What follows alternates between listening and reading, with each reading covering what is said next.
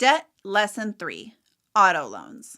In this lesson, we're going to cover why auto loans aren't good investments, the average monthly payment for new and used cars, as well as what negative equity means and how it can affect your financial well-being. If you don't already have a car, you're probably going to want to own one at some point. There's obviously a million different choices you can make when it comes to the type of car you want, and they come at all different price ranges. You can buy something cheap and hope that it's reliable, or you can finance a brand new or slightly used car and have the peace of mind that it probably won't have a bunch of mechanical issues or leave you stranded somewhere. If you decide to buy a new vehicle at some point, just remember that the largest amount of depreciation happens in the first 3 years. That means if you bought a $30,000 car in 3 years, it could be worth less than $15,000. When deciding to buy a car, a pro tip is to never buy a brand new one.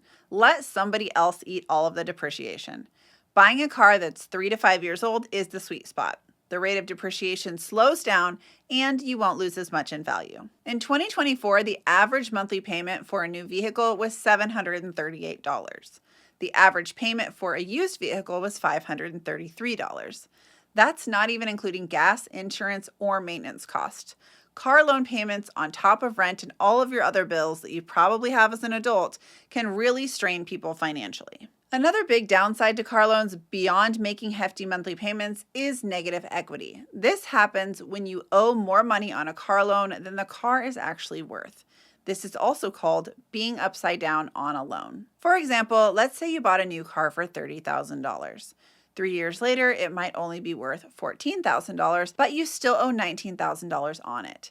Since you owe $5,000 more than what the car is worth, your negative equity for the vehicle would be $5,000. We're using this number as an example because $5,000 is the average amount of negative equity that people roll over into a new car loan. Let's say after a few years you get bored with this car and decide you want a new one. Your plan is to just trade this one in and get another one. Since you have negative equity, you're limited to a few options. You can pay off that $5,000 and trade your car in, or you can roll that $5,000 of negative equity into your next auto loan, which would make you immediately upside down. On top of that, your payments would be a lot higher for the new car. Being upside down on an auto loan is rough, especially if you ever try to sell that car privately. Nobody is going to want to buy it from you if you're asking more than what it's worth.